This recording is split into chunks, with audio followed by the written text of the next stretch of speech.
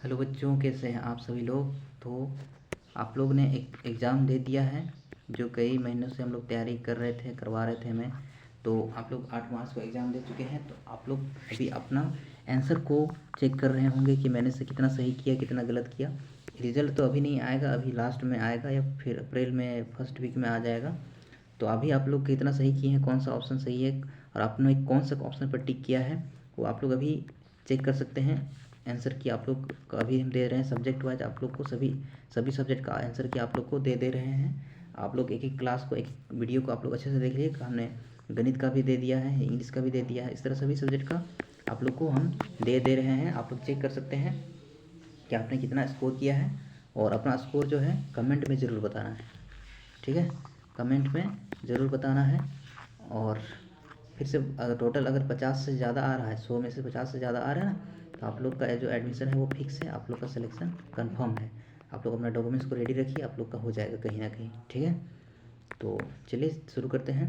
और शुरू में ही बता दें, कुछ कुछ सवाल ऐसा है जो डायरेक्ट नहीं पूछा गया किताब से, थोड़ा घुमावदार भी है, कन्फ्यूज़न है। तो उसका जो है उसका सही आंसर को हम कमेंट में बता देंगे। कहाँ पर? कमेंट में। आप लोग कमेंट चेक कीजिए।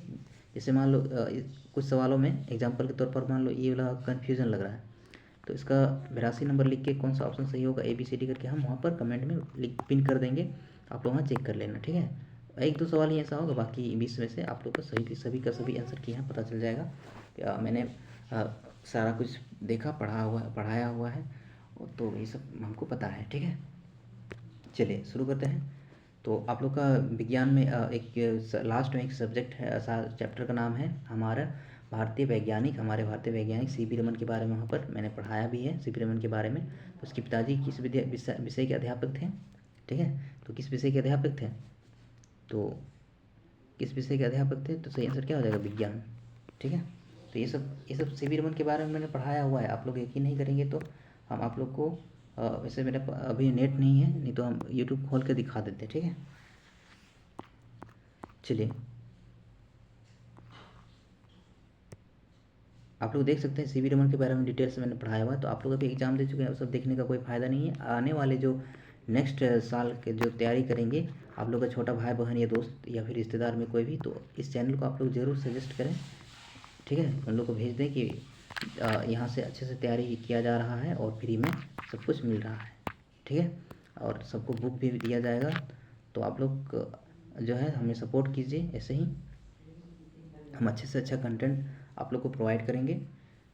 चलिए तो आगे आगे देखेंगे। इको क्लब, ये भी किताब में दिया हुआ था। इस इको क्लब का सदस्य का काम क्या करते हैं? हम लोग पेड़ पौधा का रख रखाव करते हैं, जंतुओं का देखभाल करते हैं, दोनों काम करते हैं। इको क्लब जो है स्कूल में बनाया जाता है। ठीक है, चलिए अगला सवाल है, जंगल अधिकार कानून कब लागू हुआ? तो इसका सही आंसर 2007। चलिए अगला सवाल है, कुड़ुक समाज एवं अन्य आदिवासियों की खास किताबों को किस केंद्र में जो है संभाल कर रखा गया है? तो ये जो है कुड़ुक समाज में जो है वो टोडंग, तो जो है टोडंग एक संस्था है, वहाँ पर ही जो है कुड़ुक समाज के जो लोग हैं वो अपने संस्कृति के जो या फिर जो भी साहित्य वगैरह हो गए, किताब होंगे, वो वहीं पर रखे हैं। ठीक है, चलिए सूर्यमणि कुड़ुक समाज से ये हमारा जंगल की बेटी सूर्यमणि चैप्टर से ये सवाल आया हुआ था। अगला सवाल देखेंगे, देवड़ी मंदिर किस प्रखंड में है? तो ये तमाड़ प्रखंड में है, ये तो पता होना चाहिए झारखंड में रहने वाले को। बेतला राष्ट्रीय उद्यान किस जानवर के लिए है? तो ये बाघ के लिए, टाइगर रिजर्व बैंक। ठीक है, टाइगर रिजर्व प्रोजेक्ट है ये राष्ट्रीय जो है ये बेतला राष्ट्रीय उद्यान। अगला सवाल है, किस शासक किस शासक को पराजित होने के बाद चेरो शासक धीरे धीरे पतन हो गया?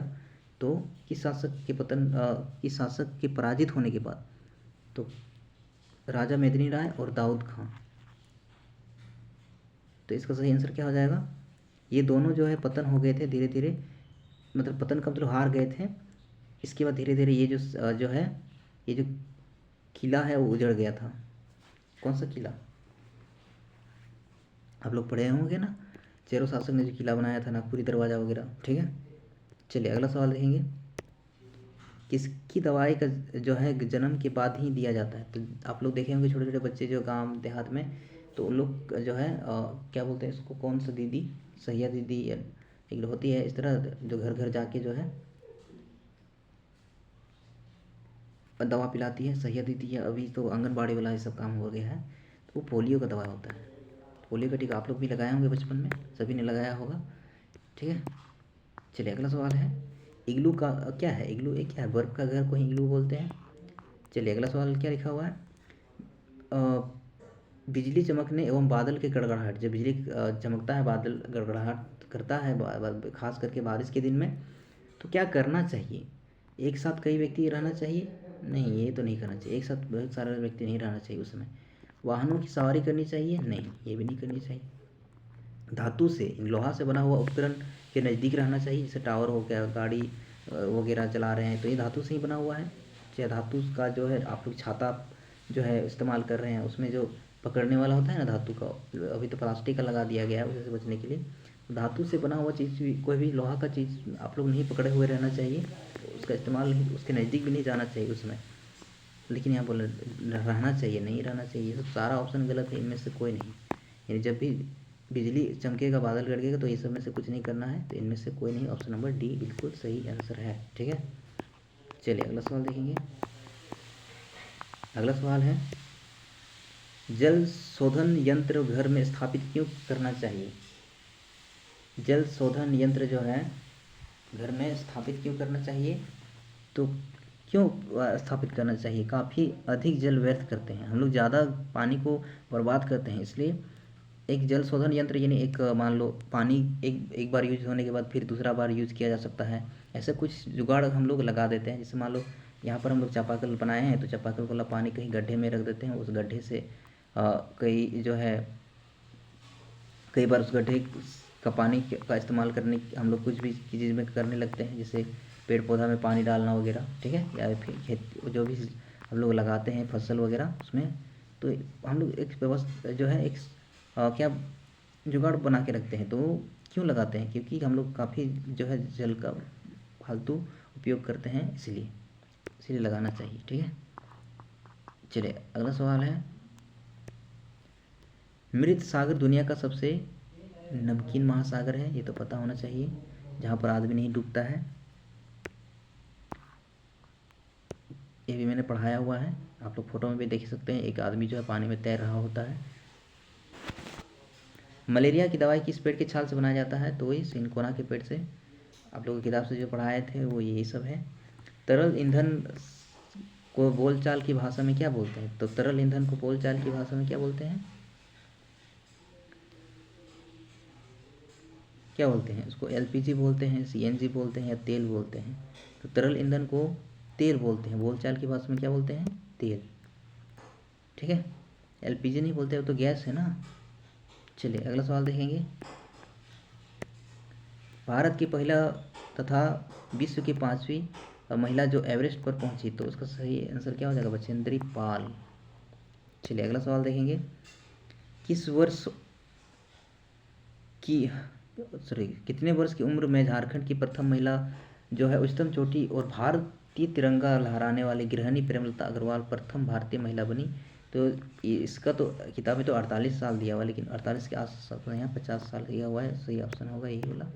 अगला सवाल देखेंगे, सुनीता विलियम्स कौन है? तो सुनीता विलियम्स कौन है? एक प्रसिद्ध अंतरिक्ष यात्री। अगला सवाल है, किस नदी के किनारे पलामू के महान चेरो शासक ने किला बनवाया था? कौन सा नदी? औरंगा नदी इसका सही आंसर होगा।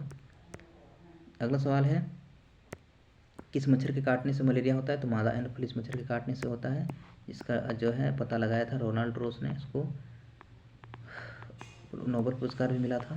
ये सारा कुछ मैंने पढ़ाया हुआ है। ठीक है, अगला सवाल देखेंगे, भारत की पहली महिला तथा एवरेस्ट पहुंचने वाले विश्व की 5वीं महिला बछेंद्री पाल अब झारखंड के किस नगरी में रहती है? तो जमशेदपुर नगरी में रहती है, जमशेदपुर जो है जिला में रहती है, झारखंड के जमशेदपुर में। ठीक है, चलिए ये था विज्ञान का सवाल। तो आपने देखा, ये विज्ञान का मैंने कंप्लीट करवा दिया, साइंस का। तो इसका आपने देखा कि कितना आप लोग 20 में से कितना सही किए, आप लोग कमेंट में ज़रूर बताएंगे। और वीडियो कैसा लगा, अच्छा लगा तो आप लोग लाइक ज़रूर कीजिए और चैनल को सब्सक्राइब करके हमें सपोर्ट ज़रूर कीजिए। अगले साल जो बच्चे तैयारी करेंगे उनको ज़रूर सजेस्ट कीजिए, क्योंकि यहाँ पर सब कुछ फ्री में दिया जाएगा और आप लोग को ये सब जो है अच्छे से तैयारी करके नेक्स्ट साल जो बच्चे तैयारी करेंगे उन लोग अच्छे से और अच्छे से, इस बार हमने शुरुआत किया है तो अगले बार मेरा जो है हम प्रॉमिस करते हैं, प्रॉमिस क्या मेरा विश्वास है कि 100 में से 80+ हर स्टूडेंट का आएगा इस चैनल के माध्यम से जो बच्चे पढ़ेंगे, क्योंकि हम कंटेंट उस लेवल का देंगे उस अच्छे तरीके से और बुक भी, ठीक है। तो इस बार अगर आप लोग का 50+ भी आ रहा है तो आप लोग निश्चित रहिए, आप लोग का हो सकता है, बिल्कुल हो जाएगा। लेकिन मेरा तो हाईएस्ट मार्क्स लाना मेरा टारगेट रहता है, जहाँ पर जिसके टक्कर में कोई भी ना आए, ठीक है। जहाँ पर आप लोग को कुछ देना भी ना पड़े, कुछ पैसा देना पड़ता है ना अगर आप लोग कम नंबर लाते हैं, तो ऐसा कोई चांस ही ना छोड़। 80 नंबर लाओगे तो कुछ भी नहीं देना पड़ेगा, आप लोग का नाम मेरिट लिस्ट में एकदम टॉप नंबर 1 में आएगा, नंबर 2 में आएगा, ठीक है। तो चलिए आज के लिए इतना ही, आप लोग कमेंट जरूर कीजिए। सभी को धन्यवाद, जोहार।